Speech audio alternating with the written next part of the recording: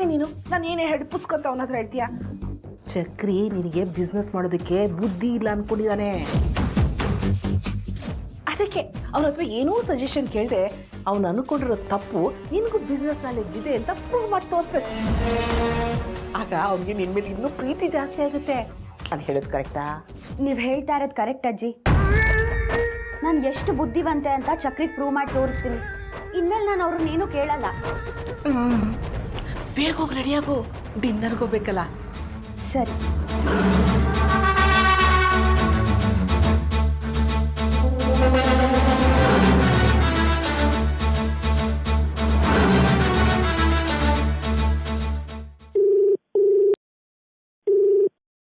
Hello, ಮತ್ಸೆಕನೆ Arpita. ಜಾಸ್ಮೀನು ನಮ್ಮ ಮಾತನ್ನ ನಂಬಿಟ್ಟಿದ್ದಾಳೆ. ನೀವು ಹಾಕಿದ ಪ್ಲಾನು ಸಕ್ಸಸ್. ನಾಳೆ ಮತ್ತೆ ಫೋನ್ ಮಾಡ್ತೀನಿ. ಬಾಯ್. ಚಕ್ರಿ. ಅತ್ತಿ, ಸೂರ್ಯವ್ರ ಹತ್ರ ಮಾತಾಡ್ತೀನಿ. ಏನಂದ್ರು? ಮಾತಾಡ್ದೆ ಅಮ್ಮ. ಆದಿತ್ಯನ ಮದುವೆ ಮಾಡೋದಕ್ಕೆ ಅಭ್ಯಂತರ ಏನೂ ಇಲ್ಲ ಅಂತ ಹೇಳಿದ್ರು. ಆದರೆ ಆರ್ಯನ ಕನ್ವಿನ್ಸ್ ಮಾಡೋದಕ್ಕೆ ಅವ್ರು ತಯಾರಿಲ್ಲ ಅಮ್ಮ. ಅಕಸ್ಮಾತ್ ನಾನು ಹೆಚ್ಚು ಬಲವಂತ ಮಾಡಿದ್ರೆ ಅವರಿಬ್ಬರ ಮಧ್ಯೆ ಮನಸ್ತಾಪಗಳಾಗುತ್ತೆ. ಅದೆಷ್ಟೇ ಆದರೂ ಸರಿಯಲ್ಲ. ಅವನ ಹತ್ರ ನಾನೇ ಮಾತಾಡೋಣ ಅಂದರೆ ಅವ್ನು ನನ್ನ ಮಾತು ಕೇಳೋ ಪರಿಸ್ಥಿತಿಲಿ ಇಲ್ಲ ಅಮ್ಮ. ಸೂರ್ಯ ಅವರು ಆರ್ಯನ ಹತ್ರ ಮಾತಾಡಿದ್ರೆ ತಂದೆ ಮಗನ ಮಧ್ಯೆ ಭಿನ್ನಾಭಿಪ್ರಾಯ ಬರುತ್ತೆ. ನೀನು ಆರ್ಯನ ಹತ್ರ ಮಾತಾಡಕ್ಕೆ ಹೋದ್ರೆ ಅವನು ಅದನ್ನು ಕೇಳೋ ಪರಿಸ್ಥಿತಿನಲ್ಲೇ ಇಲ್ಲ. ಸ್ವಾತಿ ಮಾಡ್ಬೋದಲ್ವಾ? ಸ್ವಾತಿ ಆರ್ಯನ ಹತ್ರ ಹೇಳೋದಾ? ಹೌದು ಕಡೆ. ಸ್ವಾತಿಗೆ ನಿನ್ನಿಂದ ತುಂಬ ಸಹಾಯ ಆಗಿದೆ. ತಾಯಿ ಇಲ್ಲದವಳಿಗೆ ತಾಯಿ ಪ್ರೀತಿ ಕೊಟ್ಟು ನೋಡ್ಕೊಂಡಿದ್ಯಾ ನೀನು. ಆರ್ಯ ಅವಳನ್ನ ಮದುವೆ ಆಗಲ್ಲ ಅಂತ ಹೇಳಿದಾಗ ನೀನು ಅವಳಿಗೆ ಧೈರ್ಯ ತುಂಬಿದ್ಯಾ. ಇಷ್ಟೆಲ್ಲ ನಿನ್ನಿಂದ ಸಹಾಯ ಪಡ್ಕೊಂಡು ಅವಳಿಗೆ ನಿನಗೋಸ್ಕರ ಇದೊಂದು ಸಹಾಯ ಮಾಡೋಕ್ಕಾಗಲ್ವಾ? ಸಹಾಯ ಮಾಡ್ಬೋದೇನೋ, ಆದರೆ ನಾನು ಈ ಮನೆ ಹಿರಿಯೋಳಾಗಿ ನನಗೆ ಬಂದಿರೋ ಸಮಸ್ಯೆನ ನಾನೇ ಎದುರಿಸ್ಬೇಕಮ್ಮ. ಅದನ್ನು ಬಿಟ್ಬಿಟ್ಟು ನಾನೇ ನೀವು ಮಾಡಿದ ಸಹಾಯಕ್ಕೆ ಪ್ರತಿಫಲವಾಗಿ ನೀನು ಆರ್ಯನ ಹತ್ರ ಹೋಗಿ ಮಾತಾಡು ಅಂತ ಹೇಳಿದ್ರೆ ಎಷ್ಟು ಸರಿ ಆಗುತ್ತೆ ಹೇಳಿ? ಅದು ನನ್ನ ಸ್ವಾರ್ಥ ಅಂತ ಅನ್ಸ್ಕೊಳಲ್ವಾ? ನೋಡೆ, ಇಂಥ ಟೈಮಲ್ಲಿ ಸ್ವಾರ್ಥ ಸ್ವಾಭಿಮಾನ ಅಂತ ನೋಡ್ತಾ ಕೂತ್ರೆ ಬಂದಿರೋ ಸಮಸ್ಯೆ ಬಗೆಹರಿಯಲ್ಲ.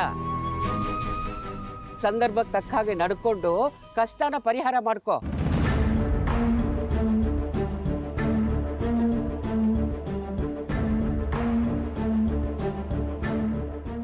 ಸ್ವಾತಿ ಹತ್ರ ನಾನು ಕೇಳ್ಕೊಂಡ್ರೆ ಅವಳು ಆರ್ಯನ ಹತ್ರ ಮಾತಾಡ್ತಾಳೆ ಅಂತೀರಾ? ಯಾಕೆ ಮಾತಾಡಲ್ಲ? ಯಾಕೆ ನಿನ್ ಮಾತು ಕೇಳಲ್ಲ ಅಂತ? ಇಷ್ಟು ದಿನ ಅವಳಿಗೆ ಈ ಮನೇಲಿ ಜಾಗ ಕೊಟ್ಟು ನೀನು ಅವಳನ್ನ ನೋಡ್ಕೊಂಡಿಲ್ವಾ? ಇಷ್ಟೆಲ್ಲ ಸಹಾಯ ಪಡ್ಕೊಂಡು ಅವಳಿಗೆ ಒಂದು ಚಿಕ್ಕ ಸಹಾಯ ಮಾಡೋಕ್ಕಾಗಲ್ವಾ? ಸುಮ್ಮನೆ ನೀನು ಹೋಗಿ ಅವಳ ಹತ್ರ ಕೇಳು. ಅದು ಯಾಕೆ ಮಾಡಲ್ಲ ಅಂತ ನಾನು ನೋಡೇ ಬಿಡ್ತೀನಿ.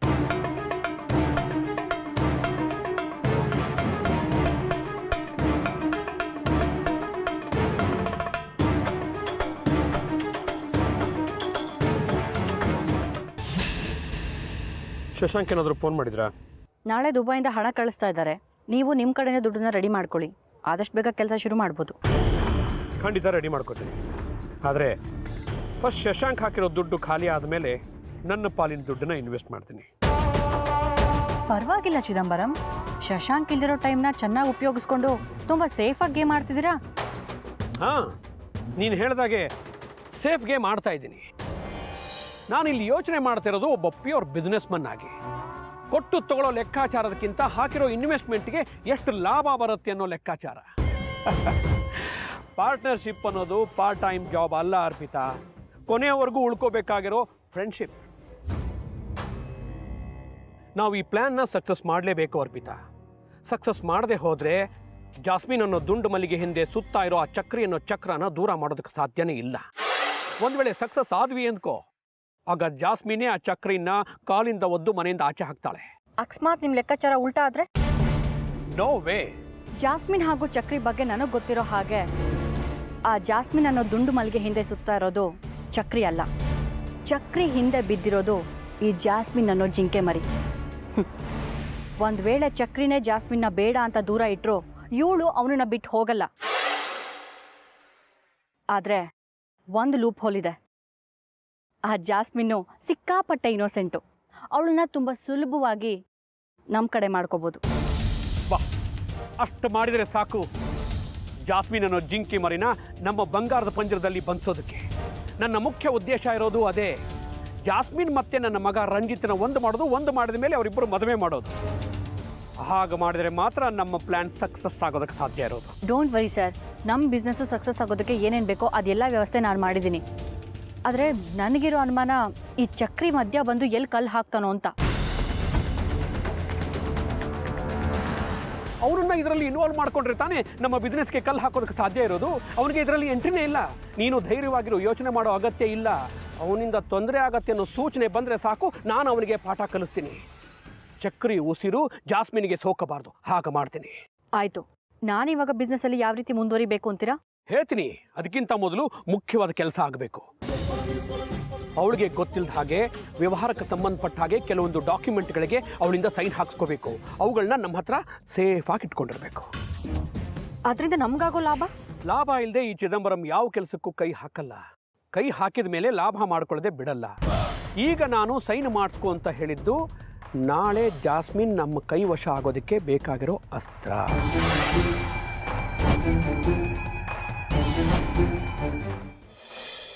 ಆಂಟಿ ಆಂಟಿ ನನ್ನ ಎಲ್ಲಿ ಕರ್ಕೊಂಡು ಹೋಗ್ತಾ ಇದ್ದೀರಾ? ಪಾಸ್ವರ್ಡ್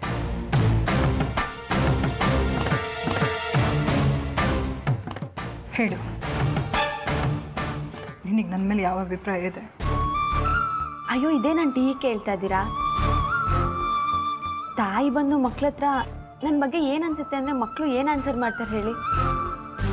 ತಾಯಿನೇ ಪ್ರತ್ಯಕ್ಷ ದೇವರು ಅಂತಾರೆ. ಹಾಗೆ ನೀವು ನನಗೆ ಇಷ್ಟು ದಿನ ನನ್ನ ಕರ್ಕೊಂಡು ಬಂದು ಈ ಮನೇಲಿ ಇರೋದಕ್ಕೆ ಜಾಗ ಕೊಟ್ಟಿದ್ದೀರಾ. ಅದು ಅಲ್ಲದೆ ಇವಾಗ ನನ್ನ ಈ ಮನೆ ಸೊಸೆ ಮಾಡ್ಕೋತಾ ಇದ್ದೀರಾ. ನಾನು ಕೇಳ್ದೇನೆ ನನಗೆ ತಾಯಿ ಪ್ರೀತಿ ಕೊಟ್ಟಿದ್ದೀರಾ.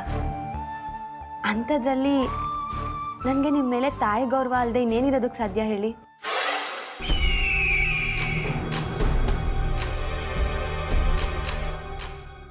ನೀ ನನ್ನನ್ನು ಬಾಯಿ ತುಂಬ ತಾಯಿ ಅಂತ ಕರಿತಾ ಇದೆಯಾ, ಅಮ್ಮ ಅಂತ ಪ್ರೀತಿ ಮಾಡ್ತಾ ಇದೆಯಾ? ನಾನೊಂದು ಮಾತು ಕೇಳ್ತೀನಿ, ನಡೆಸ್ಕೊಡ್ತೀಯ? ಅದೇನು ಹೇಳಿ ಆಂಟಿ? ನಿರುಷನ್ ಹಾಗೆ ನೀನು ಹಠ ಮಾಡಲ್ಲ ಅಂತ ಅಂದ್ಕೊಂಡಿದ್ದೀನಿ. ನೀ ನನಗೆ ಮಗಳಿದ್ದ ಹಾಗೆ. ಈ ಮನೆ ಸೊಸೆಯಾಗಿ ಬಂದಮೇಲೂ ನೀ ನನ್ನ ಮಗಳೇ.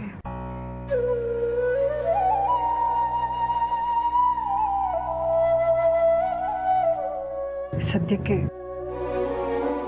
ನಿನ್ನ ಆರ್ಯ ಮದುವೆನ ಮುಂದೆ ಹಾಕೋಣ ಅಂತ ಇದ್ದೀನಿ ಕಣೆ. ನಿರುಷ ಆದಿತ್ಯನ ಮದುವೆ ಮಾಡಿ ಮುಗಿಸ್ಬಿಡೋಣ ಅಂತ. ಅವ್ರ ಮದುವೆ ಆಗಿ ಸ್ವಲ್ಪ ದಿನದಲ್ಲೇ ನಿಮ್ಮಿಬ್ರು ಮದುವೆ ಮಾಡ್ತೀನಿ. ಅದಕ್ಕೆ ಆರ್ಯನ ಒಪ್ಪಿಸಿ ಆದಿತ್ಯನ ಮದುವೆ ಮಾಡ್ಕೊಡೋಕೆ ಅವಕಾಶ ಮಾಡಿಕೊಡೆ. ಆಂಟಿ, ನನಗೆ ನಮ್ಮ ಮದುವೆ ಈಗಲೇ ಆಗಬೇಕು ಅನ್ನೋ ಹಠ ಇಲ್ಲ. ಇಷ್ಟು ದಿನ ವೆಯ್ಟ್ ಮಾಡಿರೋಳ್ಗೆ ಇನ್ನು ಸ್ವಲ್ಪ ದಿನ ವೆಯ್ಟ್ ಮಾಡೋದು ದೊಡ್ಡ ವಿಷಯನೂ ಅಲ್ಲ. ಆದರೆ ನಿರುಷ ಅವರು ನಮ್ಮ ಮದುವೆನ ನಿಲ್ಲಿಸಲೇಬೇಕು ಅನ್ನೋ ಹಠ ಹಿಡ್ದಿದ್ದಾರೆ. ಏನೋ ಪ್ಲ್ಯಾನ್ ಮಾಡ್ಕೊಂಡಿದ್ದಾರೆ. ಯಾಕೆ ಗೊತ್ತಾ? ನಮ್ಮ ಮದುವೆನ ನಿಲ್ಲಿಸಿ ಅದೇ ದಿನ ಅವ್ರ ಮದುವೆ ಆಗಿ ಮನೆಗೆ ಹಿರಿ ಸೊಸೆ ಆಗಬೇಕು ಅಂತಿದ್ದಾರೆ. ಇಷ್ಟೆಲ್ಲ ಗೊತ್ತಿದ್ದು ನಾನು ಹೇಗೆ ಒಪ್ಕೊಳ್ಳಿ ಆಂಟಿ? ಆರ್ಯ ತಾನೇ ಈ ಮನೆ ಮಗ. ಅಂಥದ್ರಲ್ಲಿ ನಾನು ತಾನೇ ಈ ಮನೆಗೆ ಹಿರಿ ಸೊಸೆಯಾಗಿ ಬರಬೇಕಾದವಳು. ನೀವೇ ಹೇಳಿ. ಸ್ವಾತಿ, ನೀ ತುಂಬ ಚಿಕ್ಕವಳು, ತುಂಬ ಒಳ್ಳೆ ಹುಡುಗಿ. ನಿನ್ನ ಬಾಯಲ್ಲಿ ಇಂಥ ಮಾತುಗಳು ಬರಬಾರ್ದು. ಆದಿ ಆರ್ಯ ಇಬ್ಬರು ಜನಿಸಿದ್ದು ಒಂದೇ ಒಡ್ಲಲ್ಲಿ, ಒಂದೇ ಮಡ್ಲಲ್ಲಿ. ತಂದೆ ವಿಷಯನ ಇಟ್ಕೊಂಡು ಯಾರ ಮಗ ಅನ್ನೋದು ಮುಖ್ಯ ಆಗಲ್ಲ. ವಯಸ್ಸು ಮುಖ್ಯ ಆಗುತ್ತೆ. ವಯಸ್ಸಿನಲ್ಲಿ ಯಾರು ದೊಡ್ಡವರು ಚಿಕ್ಕವರು ಅನ್ನೋದು ಮುಖ್ಯ ಆಗುತ್ತೆ. ಅದನ್ನು ಮಾತ್ರ ನೋಡು. ನೀನೇ ಮನೆ ಹಿರಿ ಸೊಸೆ ಆಗಬೇಕು ಅಂತ ಹೇಳಿದೆ ಅಲ್ವಾ? ಆದರೆ ಈ ಮನೇಲಿ ಯಾರನ್ನೇ ಮದುವೆ ಆದರೂ ಈ ಮನೆಗೆ ಯಾರೇ ಸೊಸೆಯಾಗಿ ಬಂದರೂ ಮೇಲೂ ಕೇಳೋ ಭಾವನೆ ಇಲ್ಲ. ನಿನಗೆಷ್ಟು ಪ್ರೀತಿ ಗೌರವ ಸಿಗುತ್ತೋ ನೀರೋಷಂಗ ಅಷ್ಟೇ ಪ್ರೀತಿ ಗೌರವ ಸಿಗುತ್ತೆ.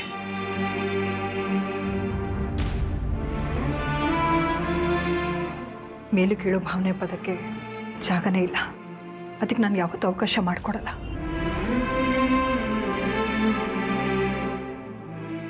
ನಿನಗೆ ನನ್ನ ಮಾತಿನ ಮೇಲೆ ಗೌರವ ಪ್ರೀತಿ ಇದ್ರೆ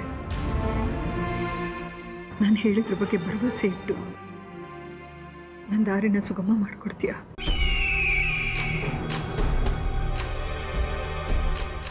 ಏನು ಯೋಚನೆ ಮಾಡ್ತಾ ಇದೆಯಾ? ನನ್ನ ಮೇಲೆ ಭರವಸೆ ಇಲ್ಲ ನನಗೆ. ಇದೆ ಆಂಟಿ, ನಾನಿವಾಗ ಏನು ಮಾಡಬೇಕು? ನೀನಿಬ್ಬರು ಮದುವೆಗಿಂತ ಮುಂಚೆ ಆದಿತ್ಯ ನಿರೋಷನ್ ಮದುವೆ ಮಾಡಿ ಮುಗಿಸ್ಬಿಡ್ತೀನಿ. ಇದಕ್ಕೆ ಕಾರ್ಯನ ಒಪ್ಪಿಸ್ತೀಯಾ? ಸರಿ ಆಂಟಿ, ನಾನು ಆರ್ಯ ಅವ್ರ ಹತ್ರ ಮಾತಾಡ್ತೀನಿ.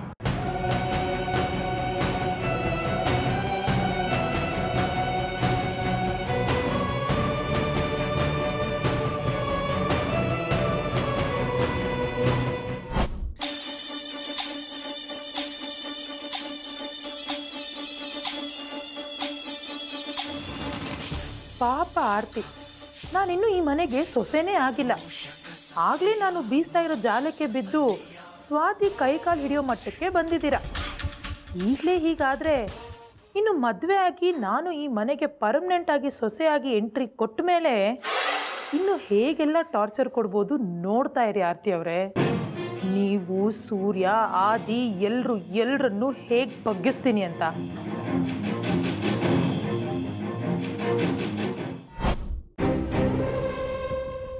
ಹೆತ್ತ ಮಗಳನ್ನ ಉಳಿಸ್ಕೊಳ್ಳೋಕ್ಕಾಗಲಿಲ್ಲ. ಈಗ ಕಟ್ಕೊಂಡಿರೋ ಹೆಂಡತಿನ ಉಳಿಸ್ಕೊಳ್ಳೋದಕ್ಕೆ ಎಣಗಾಡ್ತಾ ಇದ್ಯಾ? ನಾನು ಯಾರು, ನನ್ನ ಕತೆ ಏನು ಅಂತ ಗೊತ್ತಾದ್ರೆ ನಡುಕು ಹೋಗ್ತೀಯ. ಬರೀ ನನ್ನ ಹೆಸರು ಹೇಳೋದಷ್ಟೇ ಅಲ್ಲ, ನಿಮ್ಮ ಮನೆಗೂ ಬರ್ತೀನಿ. ಈ ಭೈರವಿಗೆ ಹೆದರ್ಸೋದ್ ಗೊತ್ತೇ ವಿನಃ ಹೆದರ್ಕೊಳ್ಳೋದು ಗೊತ್ತಿಲ್ಲ. ಈಗ ಭೈರವೇಶ್ವರಿ ವಿಷಯ ಅವಳಿಗೇನಾದ್ರೂ ಗೊತ್ತಾದ್ರೆ ಅವಳು ನಿದ್ದೆನೂ ಮಾಡಲ್ಲ.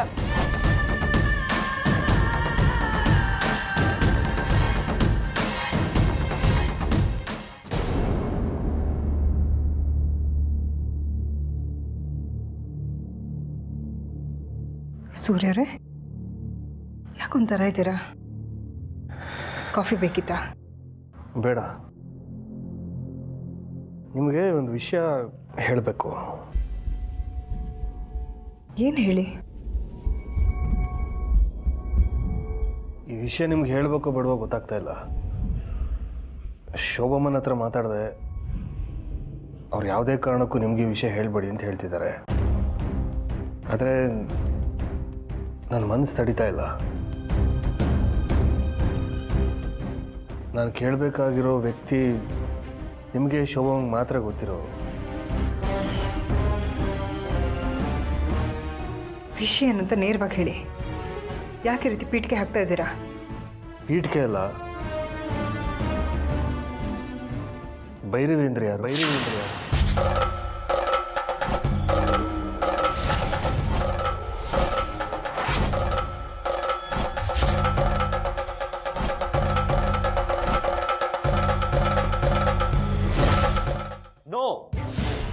Not a chance. ಅಮ್ಮ ಆದಿತ್ಯಂಗೆ ಕೊಡ್ತಿರೋ ಸಲಿಗೆ ಜಾಸ್ತಿ ಆಗ್ತಿದೆ ಅಂತವನ್ಗೆ ನಾನು ಗೌರವ ಕೊಡೋದ? ಆದರೂ ಆದಿತ್ಯ ಈ ಮನೆ ಮಗ ಅಲ್ವಾ? ಏನಾಗಿದೆ ನಿನಗೆ? ಅವ್ನು ಯಾವತ್ತು ನಮ್ಮ ಮನೆಗೆ ನುಗ್ಗಿ ನನ್ನ ತಂದೆ ಮೇಲೆ ಕೈ ಮಾಡಿದ್ನೋ ಅವತ್ತೆ ಅವನಿಗೂ ಈ ಮನೆಗೂ ಸಂಬಂಧ ಕಿತ್ತು ಹೋಯ್ತು. ನಮ್ಮ ಅಣ್ಣನೂ ಅಲ್ಲ, ಈ ಮನೆಗೆ ಮಗನೂ ಅಲ್ಲ. ಹಾಗಾದ್ರೆ ಅಮ್ಮನ ಮಾತಿಗೆ ಬೆಲೆ ಇಲ್ವಾ? ಬೆಲೆ ಇದೆ. ಅಮ್ಮನ ಮೇಲೆ ನನಗೆ ಅಪಾರವಾದ ಪ್ರೀತಿ ಗೌರವ ಇದೆ. ಹಾಗಂತ ಅವ್ರು ಹೇಳಿದಕ್ಕೆಲ್ಲ ಒಪ್ಕೊಳಕ್ ಆಗಲ್ಲ ನಾನು. ಆರ್ಯ ಅವರೇ, ನಂಗೊಂದು ಡೌಟು. ನಿರೂಷನ ಯಾಕೆ ಆದಿತ್ಯ ಅವ್ರನ್ನ ಮದುವೆ ಆಗಬೇಕು? ಅವ್ರಿಗೆ ಬೇರೆ ಯಾರು ಹೆಣ್ಣು ಕೊಡಲ್ವಾ? ಅವನಿಗೆ ಯಾರು ಸಿಗ್ತಾರೆ ಸ್ವಾತಿ? ಅವ್ನಿಗೆ ಹೇಗಿದ್ರು ಆ ಶಶಾಂಕ್ ಬುದ್ಧಿನೇ ಇರೋದು. ಇಂಥವ್ರ ಮಗ ಅಂತ ಗೊತ್ತಾದ್ರೆ ಯಾರು ಹೆಣ್ಣು ಕೊಡ್ತಾರೆ ಹೇಳು? ಒಂದು ವೇಳೆ ಯಾರಾದ್ರೂ ಸಂಬಂಧ ಕೇಳ್ಕೊಂಡ್ ಬಂದ್ರೆ ಅದು ನನ್ನ ಡ್ಯಾಡಿ ಮುಖ ನೋಡಿ ಅಷ್ಟೇ. ಬಟ್ ಅದಕ್ಕೂ ಕಲ್ಲು ಹಾಕೊಂಡ್ಬಿಟ್ನಲ್ಲ. ಅದೇನೋ ಹೇಳ್ತಾರಲ್ಲ, ಹಾಳಾದ ಊರಿಗೆ ಉಳ್ದೋನೆ ಗೌಡ ಅಂತ. ಹಾಗೆ ಇವನ್ಗೆ ಆ ನಿರೋಷನೇ ಸರಿ. ಅದಕ್ಕೆ ಈ ನಿರುಷ ಇಲ್ದಿರ ಕಂಡೀಷನ್ ಎಲ್ಲ ಹಾಕಿ ತಾನೇ ಮೊದಲು ಮದುವೆ ಆಗಬೇಕು ಅಂತ ಇರೋದು. ಇಲ್ಲ ಸ್ವಾತಿ, ನಿರೋಷ ಇಷ್ಟು ಕಂಡೀಷನ್ ಹಾಕ್ತಿದ್ದಾಳೆ ಅಂದರೆ ಅದ್ರ ಹಿಂದೆ ಇರೋ ಉದ್ದೇಶನೇ ಬೇರೆ ಅನ್ಸುತ್ತೆ. ಮದುವೆಗೆ ಇಷ್ಟು ಹಠ ಕಂಡೀಷನ್ಸ್ ಹಾಕಲ್ಲ ಅವಳು. ಅದ್ರ ಹಿಂದೆ ಇರೋ ರಹಸ್ಯ ಏನು ಅಂತ ಕಂಡುಹಿಡಿಬೇಕು.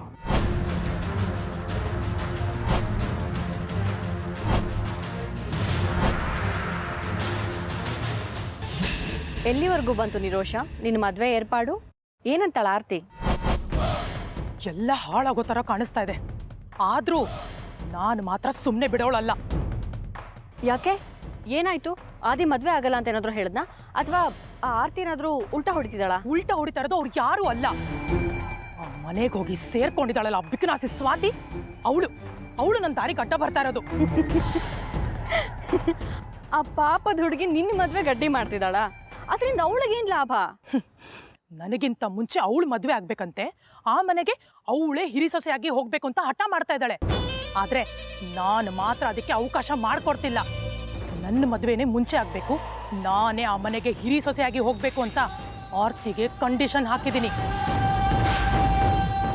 ಆರ್ಯ ಮತ್ತೆ ಸ್ವಾತಿ ಇಬ್ರು ಸೇರ್ಕೊಂಡು ಅದನ್ನ ತಪ್ಪಿಸಿ ಅವ್ರು ಮದುವೆ ಆಗ್ಬೇಕು ಅಂತ ಪ್ಲಾನ್ ಮಾಡ್ತಾ ಇದ್ದಾರೆ. ಹಾಗೇನಾದ್ರೂ ಅವ್ರು ಮಾಡಿದ್ರೆ ನೀನು ಆ ಆರ್ತಿಗೆ ಚೆನ್ನಾಗಿ ದಬಾಯಿಸು. ನೀನ್ ಬೈಯೋ ಬೈಗಳನ್ನ ಕೇಳಿಸ್ಕೊಂಡು ಆ ಆದಿ ಸೂರ್ಯ ಇಬ್ರು ನಿನ್ ಕಾಲ್ ಹಿಡ್ಕೊಂಡು ಆದಿ ಜೊತೆ ಮೊದಲು ನಿನ್ ಮದುವೆ ಮಾಡ್ಕೊಡ್ತೀನಿ ಅಂತ ಹೇಳ್ಬೇಕು. ನೀನು ಮದುವೆ ಆಗಿ ಆ ಮನೆಗೆ ಹೋದ ತಕ್ಷಣ ಪ್ರತಿಯೊಂದು ವಿಚಾರಕ್ಕೂ ಕೊಂಕು ತೆಗೆದು ಪ್ರತಿನಿತ್ಯ ಮನೆಯಲ್ಲಿ ಜಗಳ ಆಗ್ಬೇಕು. ಒಟ್ಟಲ್ಲಿ ಆ ಮನೇಲಿ ಇರೋರು ಯಾರು ನೆಮ್ಮದಿಯಾಗಿರ್ಬಾರ್ದು.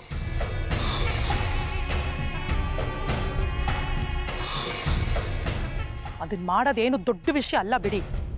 ಆದ್ರೆ ನನಗಿವಾಗಿರೋದು ಸ್ವಾತಿ ಅನ್ನೋಳ ಮಟ್ಟ ಹಾಕೋದು. ಅವಳು ಏನಾದ್ರೂ ಒಂದು ಕಿತಾಪತಿ ಮಾಡ್ತಾನೆ ಇರ್ತಾಳೆ. ಅದಕ್ಕೆ ನೀವು ಡ್ಯಾಡಿಗೆ ಹೇಳಿ ಅವನಿಗೇನಾದ್ರೂ ಒಂದು ಗತಿ ಕಾಣಿಸಿ. ಅವಳ ಬಗ್ಗೆ ನೀನು ಯೋಚನೆ ಮಾಡಬೇಡ. ನಿಮ್ಮ ತಂದೆಗೆ ಹೇಳಿ ಅವಳಿಗೊಂದು ವ್ಯವಸ್ಥೆ ಮಾಡ್ತೀನಿ. ನೀನು ನಿನ್ನ ಪ್ರಯತ್ನ ಬಿಡಬಾರ್ದು ಅಷ್ಟೇ. ನಿನಗೇನಾದರೂ ನನ್ನಿಂದ ಅರ್ಜೆಂಟಾಗಿ ಹೆಲ್ಪ್ ಬೇಕು ಅಂದ್ರೆ ನನಗೆ ಕಾಲ್ ಮಾಡು. ಏನು ಮಾಡಬೇಕು ಅಂತ ನಾನು ಗೈಡ್ ಮಾಡ್ತೀನಿ. ಸರಿ, ನಾನು ಹೇಳಿದ್ದಿನ ಡ್ಯಾಡಿಗೆ ಹೇಳಿ, ನಾನೇನು ಬರ್ತೀನಿ.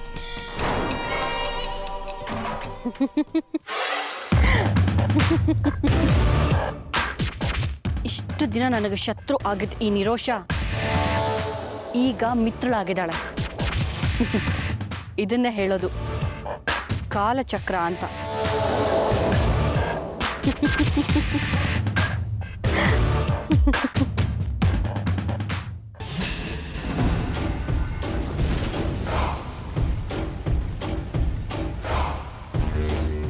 ಅವ್ರು ನಿಮಗೂ ಗೊತ್ತಂತೆ, ಹೌದಾ?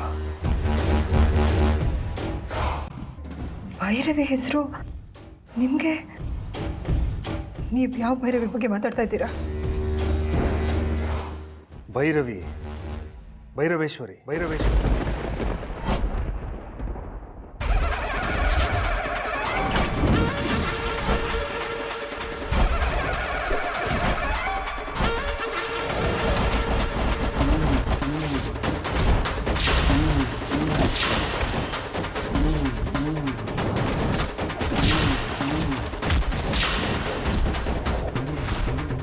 ಯಾಕೆ ಇಷ್ಟೊಂದು ಭಯ ಪಡ್ತಿದ್ದೀರಾ? ಯಾರದು?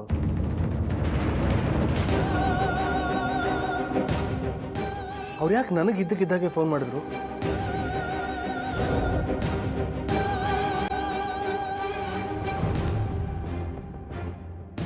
ಆರ್ತಿಯವ್ರೆ,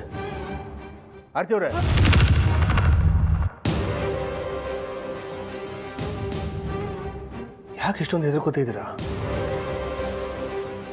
ಯಾರದು? ಅದು ಶೋಭಮ್ಮನೋ ಅವ್ರ ಹೆಸರು ಹೇಳ್ತಿದ್ದಾಗೆ ಹೆದರ್ಕೊಂಡ್ರು. ನೀವು ಹೆದರ್ಕೋತಿದ್ದೀರಾ? ಆ ಹೆಂಗಸು ಅಷ್ಟೊಂದು ಕೆಟ್ಟ. ಪ್ಲೀಸ್ ಸೂರ್ಯವ್ರೆ,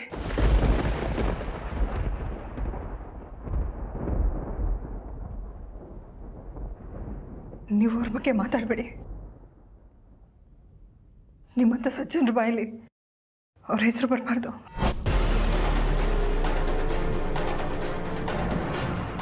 ಆರ್ತಿಯವರು ನೀವು ಹೀಗೆ ಹೇಳಿದ್ರೆ ನಾನು ಏನು ಅಂತ ಅರ್ಥ ಮಾಡ್ಕೋಬೇಕು? ಅವ್ರು ಫೋನ್ ಮಾಡಿ ಬಾಯಿ ಬಂದಾಗ ಮಾತಾಡ್ತಾರೆ. ನೋಡಿ, ನೀವು ಹೆದರ್ಕೋಬೇಡಿ ಪ್ಲೀಸ್. ಅವ್ರು ಯಾರು ಅಂತ ಹೇಳಿ. ಇಲ್ಲ, ಅವ್ರು ಯಾರು ಅಂತ ನಾನು ಹೇಳೋಕ್ಕಾಗಲ್ಲ. ಅವ್ರ ಹೆಸರು ಹೇಳಿದ್ದಕ್ಕೆ ನನ್ನ ಕೈ ಕಾಲೆಲ್ಲ ನಡುಗ್ತಾ ಇದೆ.